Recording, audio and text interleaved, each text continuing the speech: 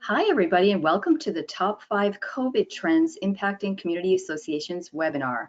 I'm Marketing Manager Sherry Branson. We have a very special guest today, Mark Markel, one of the founding shareholders of Roberts Markel, Weinberg, Butler, and Haley. Hey, Mark, welcome. Hey, Sherry, glad to be here. Nice to have you here today, Mark. And Mark and Kevin will be discussing, as I talked about earlier, the impact we're seeing from COVID-19 on the industry that we all work in. I'd like to welcome everybody today to today's great webinar. If you have any questions as we go through the information today, feel free to type your questions into the questions box, which is on the screen. And at the end of the webinar, we'll answer your questions in a Q&A session. I did want to mention that I record all of the webinars and put them on our website, which is kdisonline.com. Feel free to listen to today's recording and all of our past webinars at any point. Enjoy the webinar. Have fun, guys. All right, so we'll see you a little bit later, Sherry. We'll see you later. Okay, so I guess we'll start with our goal today. Our goal really in the webinar, what we're going to do is talk about what we've learned from last year. I mean, there's been so many changes, so many things going on that we need to be updated. And I asked Mark Markel here to really help me out to kind of give the community association specialists out there some guidance in terms of what the trends are and what we're seeing. So let's go to our first trend. And this is, again, well, we could talk about this thing for a long time, but right now we're talking about our first trend is the new CDC guidelines, okay? Is it clarity or confusion? And it started off to is that, my parents live in New Jersey. They received a notification saying, guess what? If you're fully vaccinated, you don't have to wear a mask anymore. But if you're not, you need to wear a mask. But you can go in the elevator, but you have to have a mask in the elevator to show them comfortable with the elevator. So what do we do, Mark? I think we just hibernate for the next 24 months and forget about it. No, I really think what we have to do is put yourself in the position of the person trying to make decisions, because they're darned if they do and darned if they don't. And this whole thought process of we can trust people to let us know that they have been vaccinated or haven't been vaccinated, don't make them wear a shirt with a V on it or a V with an X through it. You really don't know. And I don't want any association to be the vaccine police, okay? So now we have the honor system. Well, Mrs. Smith doesn't believe that Mrs. Jones is vaccinated and is just stressed out in the yoga class when she snuggles up next to her on the mat.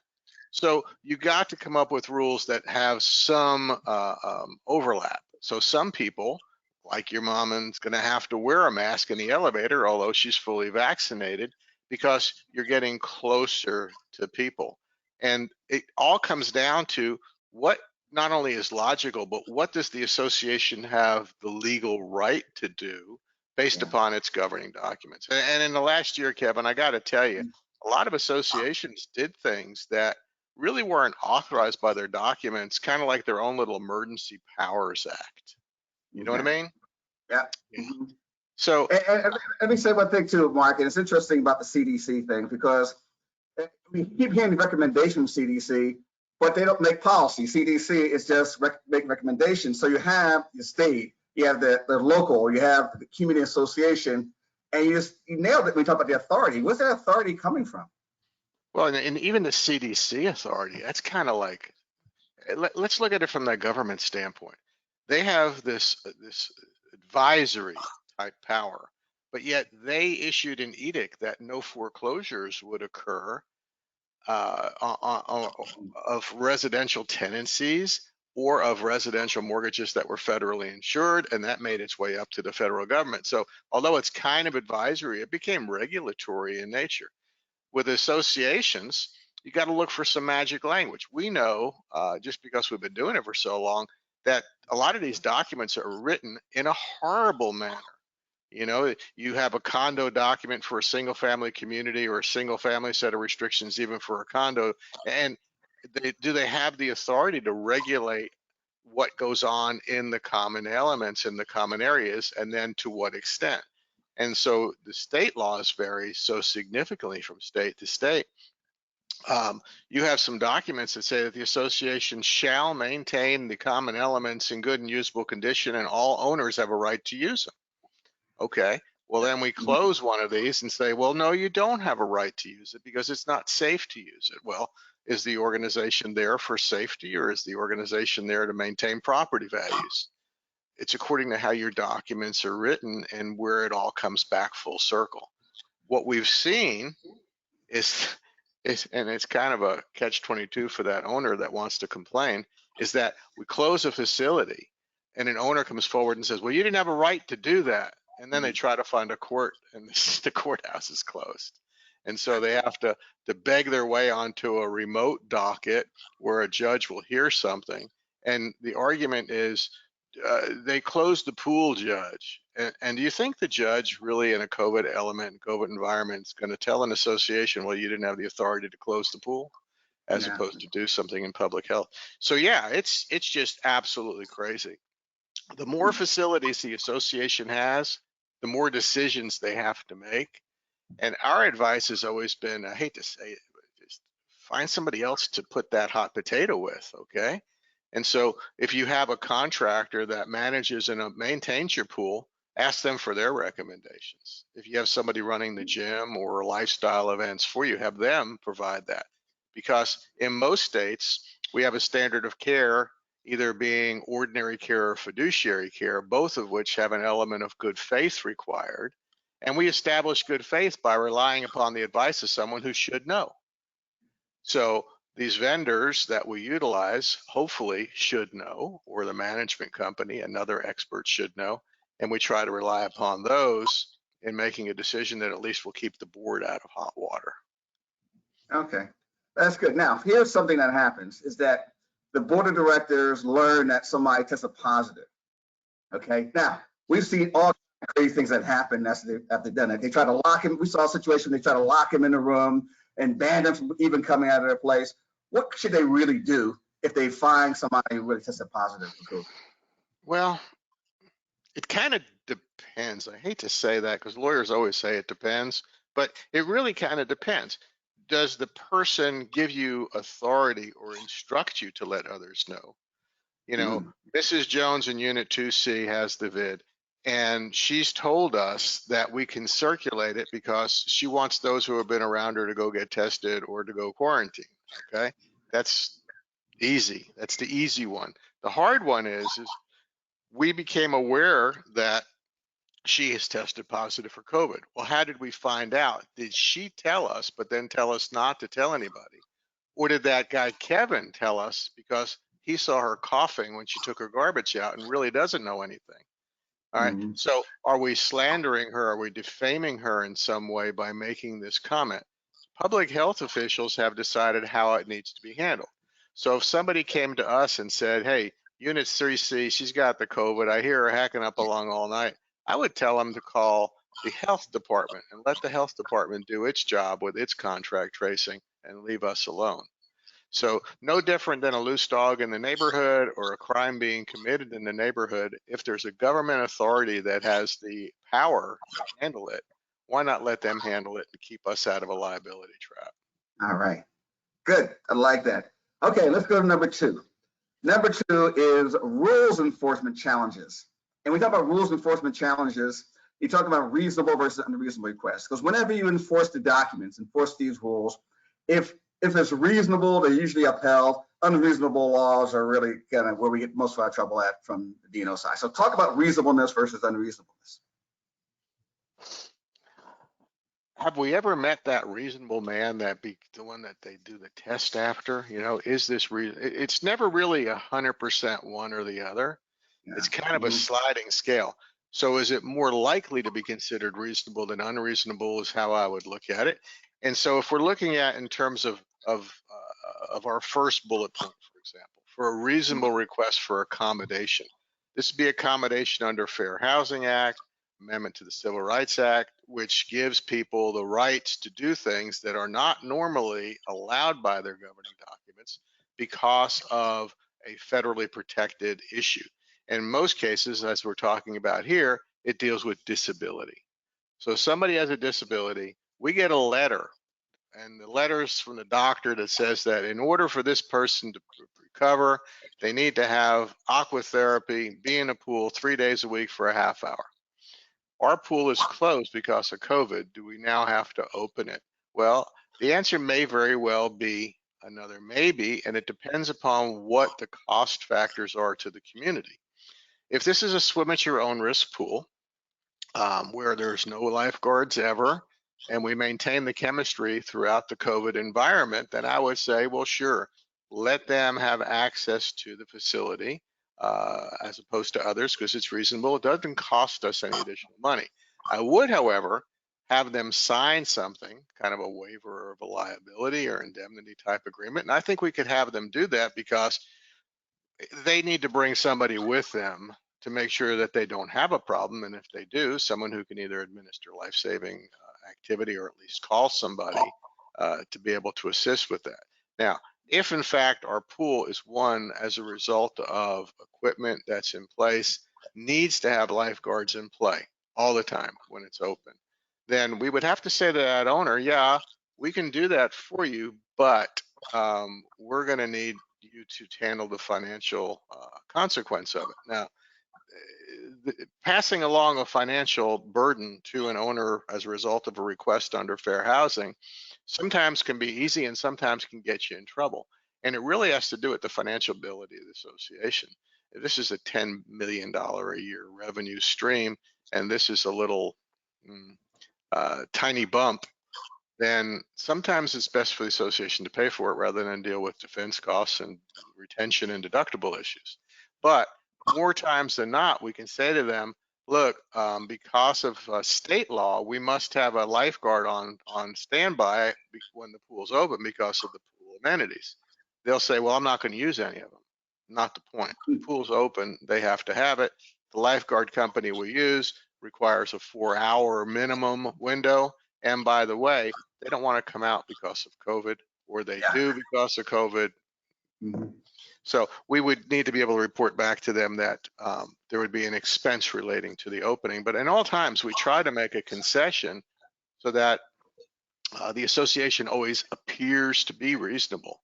Now, totally unreasonable requests are, I just want to come anytime I want to come. I'm not going to sign any waiver. I'm not going to do this. I'm not going to do that. In fact, I'll probably leave the gate open while I'm out there because I don't like closed gates. You know, those are totally unreasonable. Denying those should not be a problem in any of our states as a result of a request for an accommodation. So that's kind of an easy one. The other thing that's kind of weird about reasonableness and unreasonableness that we've come across is social distancing and masking in these public areas. And Kevin, I don't know what you've seen, but we've seen some stupid rules. We've seen some rules that say you have to wear your mask even while you're in the pool, knowing that the CDC has issued its guidance that wearing a mask in a pool is dangerous. Okay, so that's another unreasonable type of rule. Another challenge that we've had on reasonable versus unreasonable rules is pool furniture. Have you guys seen any of that at all? Yeah. We've advised all of our communities that have pools and pool furniture to remove the furniture. The best way to keep it clean is for it to not be there. You know, so instead of bring your own drink, it's bring your own chair to the pool year. And for 2021, some are starting to come back the other way and having pool furniture in place and suggesting to people that they wipe it down, and still leaving signage up about the dangers of access to a shared facility. That good? Yeah. What about these lifestyle events? You know, they have a clubhouse. They want to have a party. Times are different now, but what kind of advice do you give them for? Can they have parties? Can they not have parties? Can celebrations? I think this is a state by state issue. I was listening to, I drove yesterday for 4 hours. So I have a deal where I'll listen to all of the talk radio stations on Sirius until they have a commercial, and then I'll switch.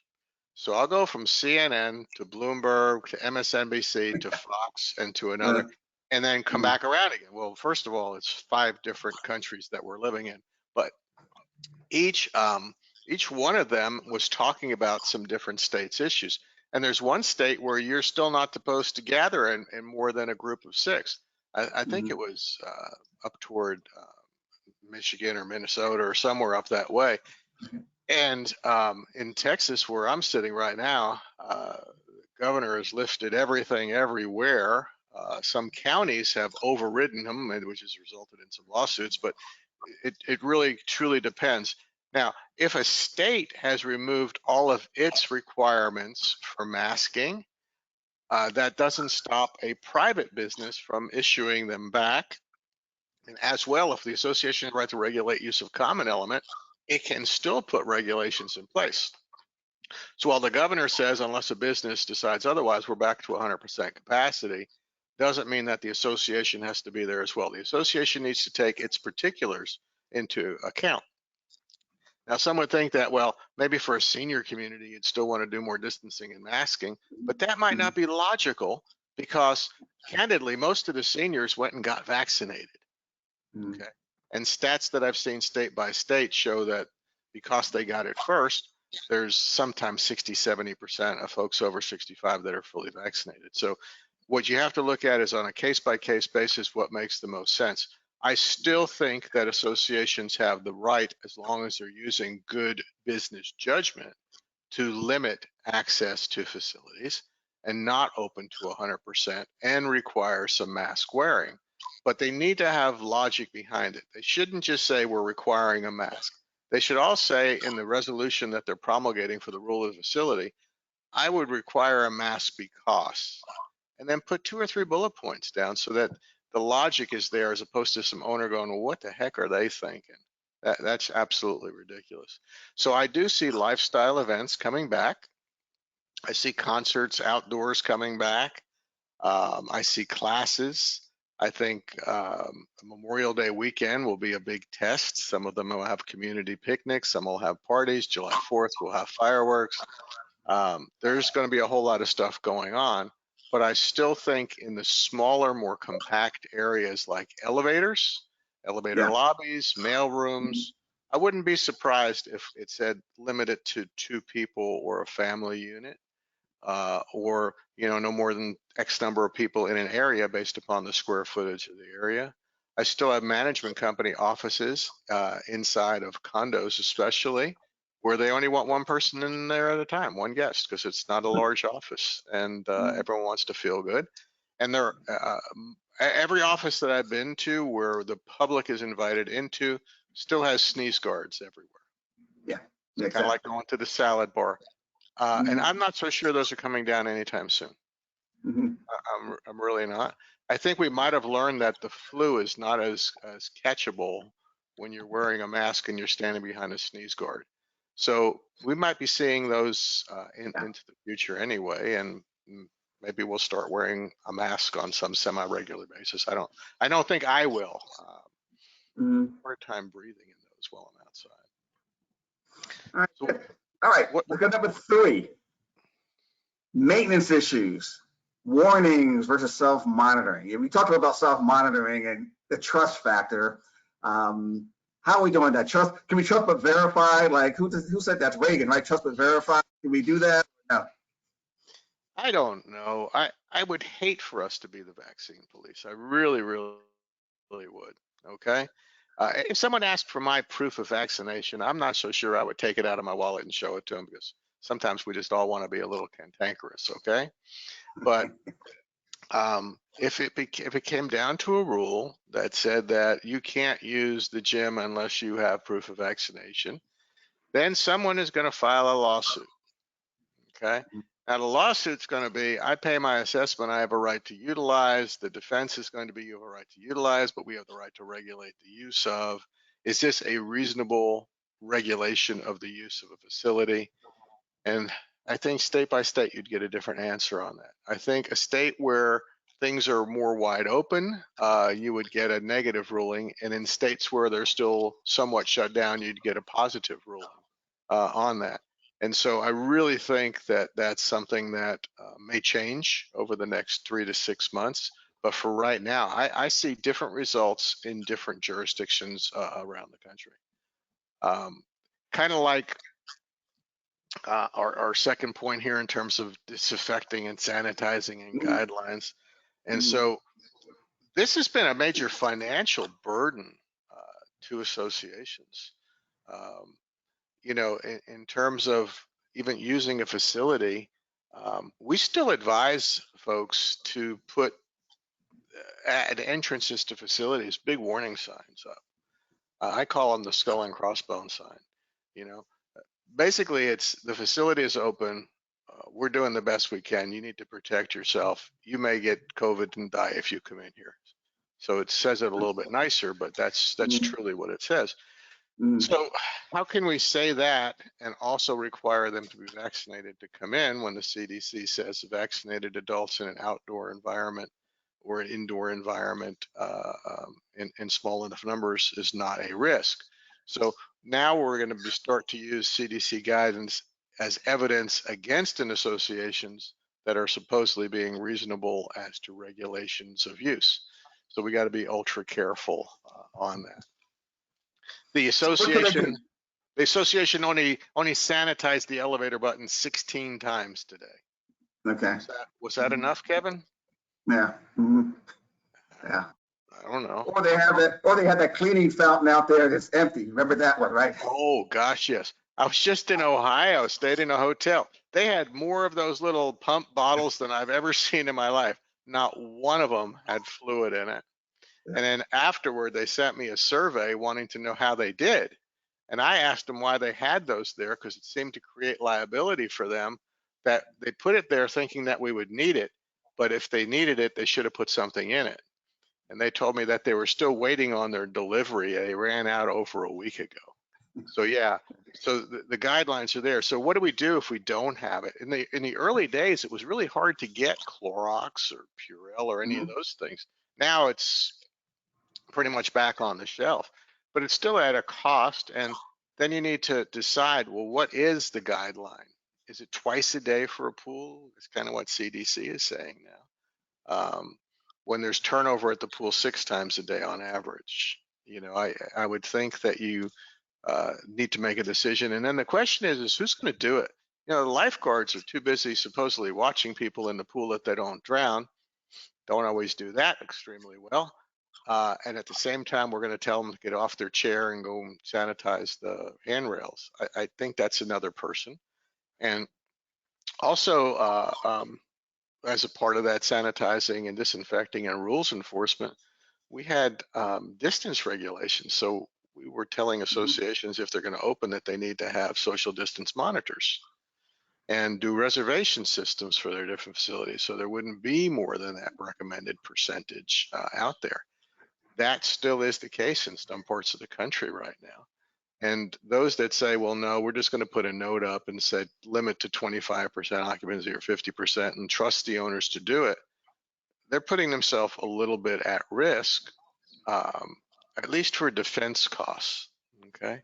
And I think we'll get to talk about this a little bit more later, but at least for the defense costs of somebody who said you didn't regulate social distancing. You let anybody in anytime. You didn't sanitize enough, and then they have evidence of disease for themselves. So I think that they need to decide what they're going to do in terms of distancing, social disinfecting, sanitizing guidelines, and follow their own rules and regulations, and make sure that theirs at least follow the minimum established by CDC and their state executive orders.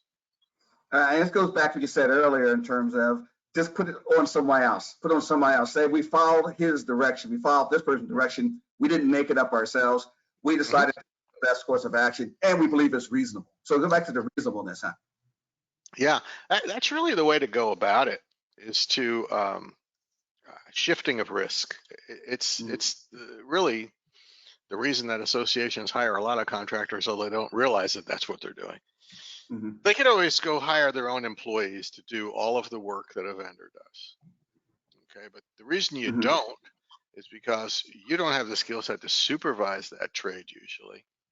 And by hiring another, you're not relying upon any of the insurance policies of the association. You're relying upon, with a good contract, the insurance policies of all these third parties for that counsel and advice. And I believe that to be reasonable. I think it's the way to go. Now, some people shop for opinions, okay? Yeah. I'm not a big proponent of shopping for opinions, but if I didn't like the disinfecting sanitizing guidelines that ABC offered to me, I probably might go to XYZ and say, hey, this ABC guy is crazy. He wants me to do this 4 times a day. I'd need to hire someone who will tell me that twice a day is enough. Well, by doing that, they really haven't accomplished anything because they've shopped the opinion and it puts themselves at considerable risk. So we just need to be careful that we're not getting into that level of complication by trying to be reasonable by being unreasonable. Yeah. That makes sense? Yep, that makes sense. All right, next one we have is financial issues. This is, as we just talked about a few minutes ago in terms of, financial situations. But again, the question is, are COVID excuses valid? Can I go back to trend 3, the bottom bullet point? Okay. Because adjusting your budget to additional cleanings, and this comes between, it's a line between trend 3 and trend 4, okay? And we'll call it 3.5. That's the owners being upset because they didn't get an assessment rebate when we closed all the facilities, okay? And that's a significant problem. So not only did we not give them a rebate, and we can go over why when we get to the next slide, but we're needing to increase the assessment for 2021 and potentially 22 to make sure that we have enough funds in place. People are changing the filtration systems on their central air conditioning systems to do the ionization or whatever other disease-borne illnesses are out there can be attacked inside the air conditioner. They're cleaning more often. They used to have the housekeeping staff go around and clean the door handles once a day. Now they're doing it 8 times a day. I need more housekeeping staff. So yes, the budgets are going to have to increase if the associations are going to do whatever they can do to try to make their facilities more safe. They can go back to where they were in 2019, but they need to let people know that there's a risk, a higher risk from not doing what we probably could be doing by adding a little extra money to our budgets. So now if you want to move on to number 4, I think we're good. Yep, good. All right. This is a whole lot of them. There's the COVID excuse. I couldn't do it because of COVID. I couldn't mow my grass. I couldn't paint the door. I couldn't fix the pothole. I couldn't get the plants off my balcony. There's a ton of things that they couldn't do. And I call it the COVID excuse. It also extends over to the payment of assessments. There's a lot of folks who did not lose their job or income revenue that have said that they have, okay? And, why should they have to pay for anything? Because they're hurting and they're depressed and they're having to stay home. And so if in fact it's true, we've advised our association clients to decide whether they're going to trust or they're going to trust but verify.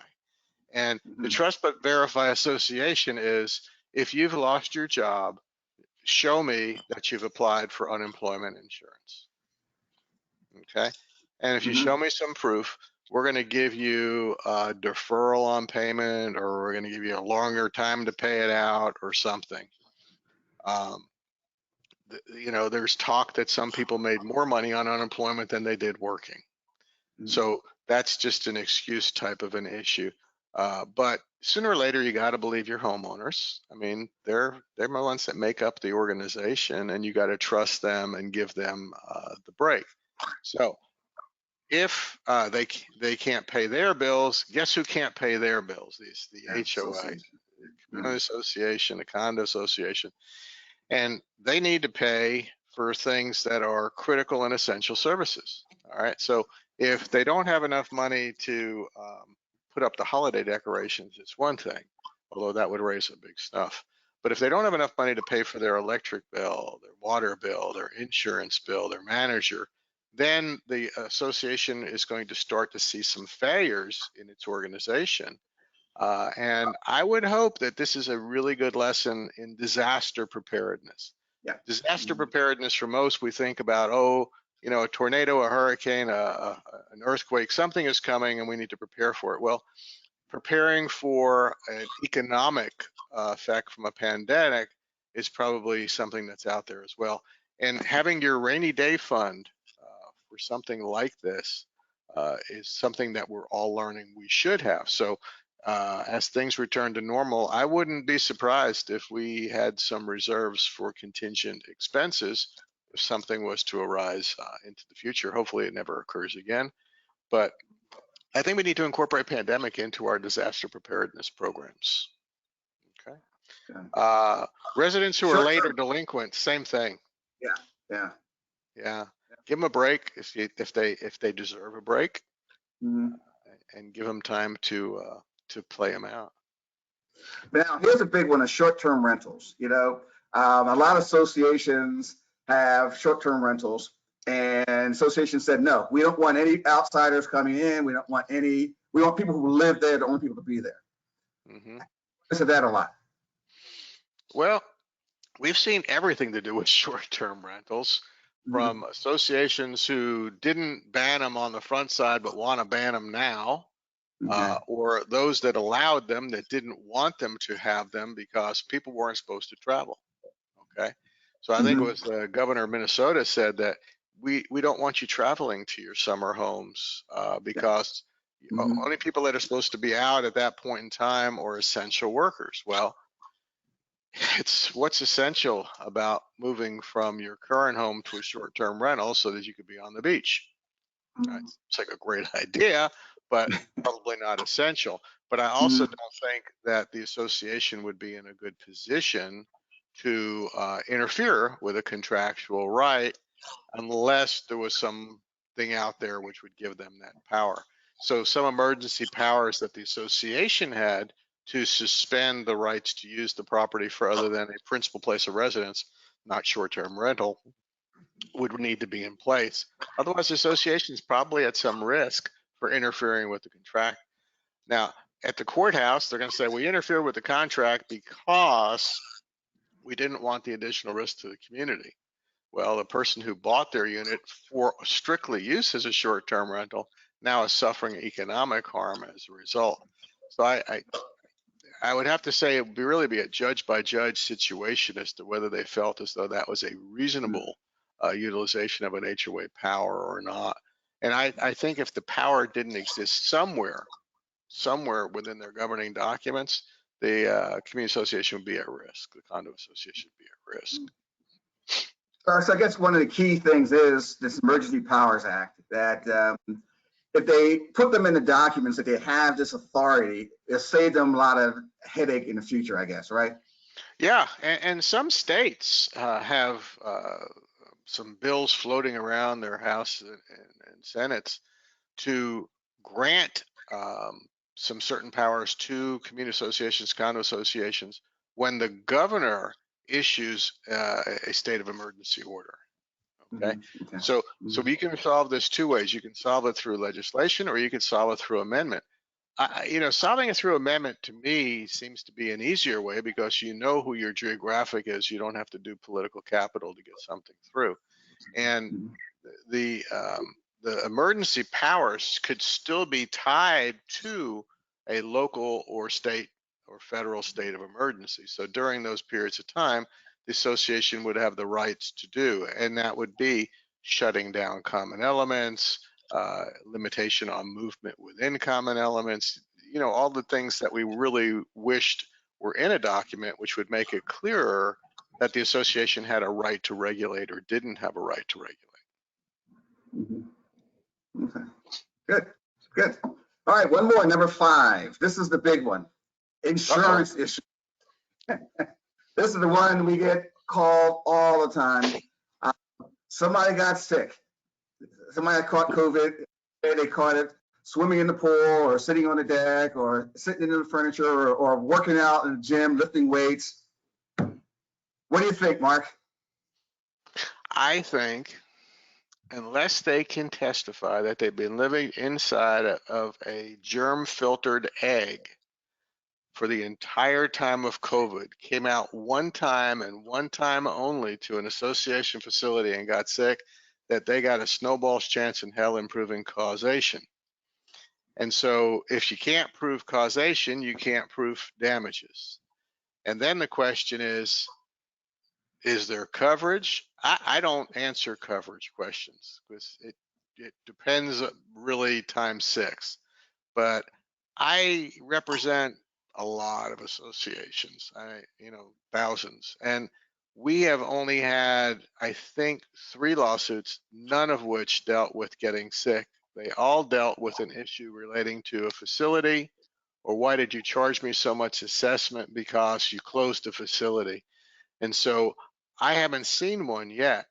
Have you seen one, Kevin, where someone has claimed they got sick on a condo property or a community Now, association? I agree with you. It goes back to the same thing, unreasonableness. I believe the board's unreasonable in passing this rule, unreasonable, and having me do something I don't really want to do. It's a degree of reasonableness. We're still waiting for that first lawsuit where it says I got sick. I want to hold the association responsible. Right. And we've been I've been looking at all the journals and all the community association practitioners out there, and we still haven't heard anything that somebody actually getting sick in an association. I just don't think they'll ever be able to prove it. And then, have you read the injury policies? I thought they all had some kind of a virus exclusion in them. Yeah. Right now, again, if you're talking about bodily injuries, sicknesses, disease based on a pandemic, you cannot. We haven't found a situation yet where there's coverage based on that. We have not found anybody who's saying yes, we do that. And again, we've been listening for you and I and all of us in this industry, been listening, waiting to hear. I know the lawyer's waiting to hear, because right now you guys can't make any money, can you? Well, we're making enough money doing rules, regulations, enforcement, and defending association decisions, which people say are unreasonable. No Yes. complaints on the income stream. But from a personal injury standpoint, I just don't think it's not what you call an easy money find. Okay. It's not a slip and fall. It's not a drowning in a swimming pool. It's going to be a tough dang thing to find anybody who would be able to support the claim. So I just don't think it's going to happen. I think more than likely, someone's going to say that you didn't meet the standard of care in your facility, and therefore I got ill, not being able to prove they got ill. I equate it to the old asbestos cases. I don't know if you've ever worked in the toxic tort arena, but after 40-something years, we've worked in a lot of arenas, okay? If I'm not sure where I got that exposure to asbestos, I go ahead and sue everybody that touched it along the way. So if I only went to the grocery store and the gas station and the swimming pool and my doctor's office and my own office, I'm only going to have to sue 5 people and figure out where I got exposed later. Okay. But I just don't see it. I just don't see it because it's such a broad exposure throughout our country. Millions and millions of people could have exposed them to illness, and I just don't see it. I really don't. Yeah. Okay. All right, good. So let's have a couple of tips here to help us avoid these things, right? What do you think? Preparation. Kevin, you cut out there for a second. Okay. Yeah, what are the tips to avoid? Well, you could shut down your business. That's probably the best way to avoid anything. But the best way to avoid liability and stay open for business and still operate facilities is to always operate them in a reasonable manner. Never guessing at what you should be doing. Always getting information from the source as to what the standard of care is for a community association. If there's a range of care between X and Y being more care, I would tell people to exercise the more care. because you're just protecting yourself from a claim into the future. You need to prepare for everything, okay? You're preparing where I live right now. Hurricane season starts June the 1st, all right?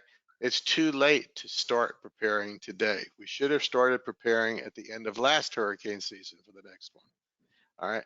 You guys in California thinking about an earthquake every once in a while. Fires. Fires, mudslides.